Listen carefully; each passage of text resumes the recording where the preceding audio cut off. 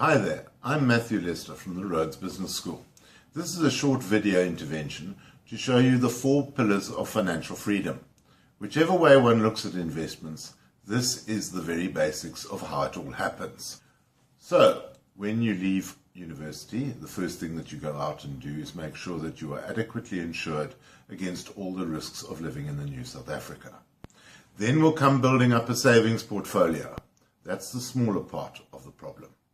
Then we will get on to building up an investment portfolio of wealth that you might seek to use before you are 55.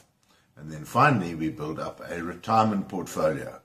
That's the tax-efficient portfolio that is probably the biggest of all. But when you start off after graduation, you would be heavy to insurance requirements and probably lighter to your retirement portfolio. As you get older, you will find that we get more and more heavily involved in retirement planning. What's this got to do with your lifestyle? Let's set up your lifestyle on a timeline. We say, right, we get born and we get educated. Now we start financial planning. What's the next big move? And the way I look at it is to say, actually, it's retirement, which might be up to 40 years away. Thereafter, you're going to have to look after yourself for a period of up to 25 years before you ultimately die. In between those events will come the softer events, the more romantic ones if you want.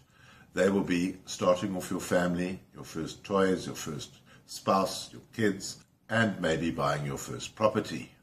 This will be followed by the new pressing issue of what is going to happen to your parents. Are they going to come to live with you? Because they probably will not have enough money to retire. And today a new phenomenon emerges that by the time you get to retirement, your grandchildren will be needing education and further money, and perhaps you want to provide for them as well. When one looks at investments and retirement planning, we are saying we need to look at tax-efficient investments that will provide you with funds that you might need before you're 55.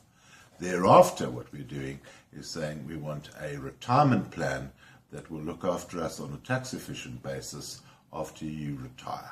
That will probably be at 65 to 70 years old.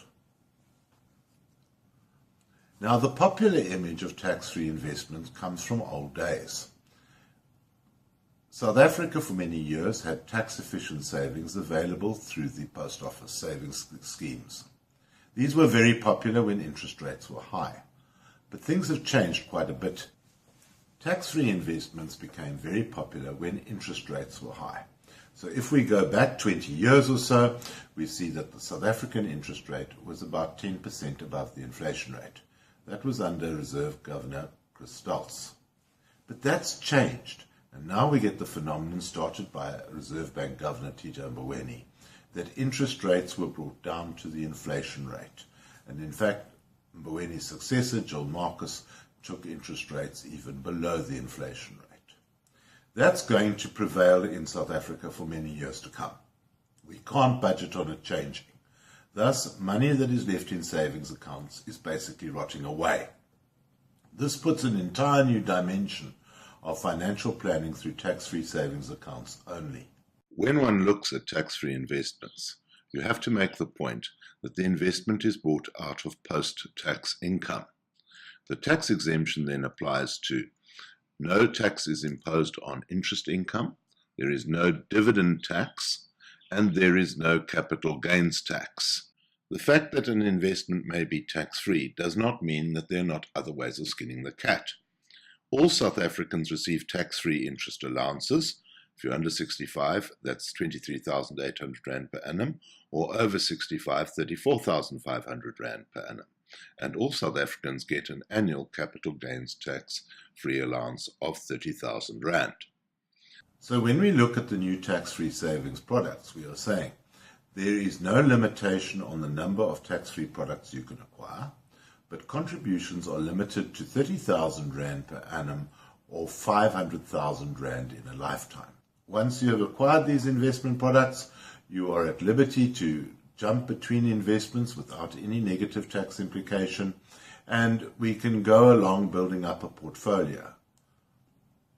There is no limitation on withdrawals. You can take them at any time. but future return of investments into tax-free products are subject to the same contribution limits. Let's compare this to retirement annuity funds. There's a subtle difference, and it's right at the start.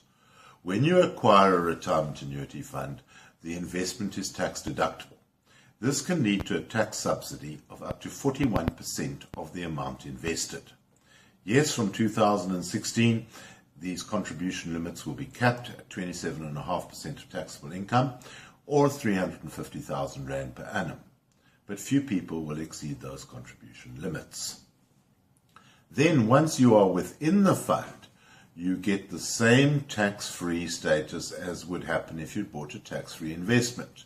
No tax on interest, no tax on dividends, and no capital gains tax. A retirement fund has a further advantage in that when you die, there is no capital gains tax on the fund, and there is no estate duty either. So that's another advantage over the tax-free investment. This gives the retirement annuity fund a slight edge over the tax-free investment. So let's run some numbers here and see how it goes. What we're saying here is let's invest 2,500 Rand per month, and we are going to assume that the contributions are going to continue for 20 years, growing at 5% per annum, and that we will be able to achieve a return rate of 10%.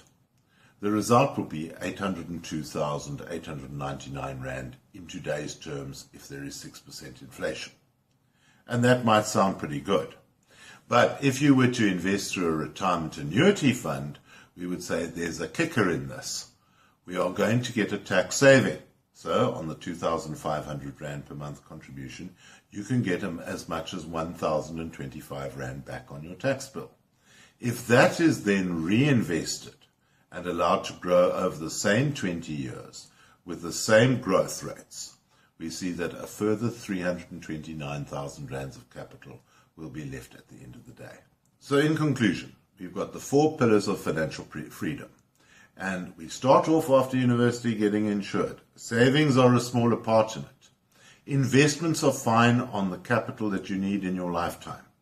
And your retirement fund is the biggest of all, and that's got the best tax advantage to go with it. Good luck with your efforts, and thank you for your attention.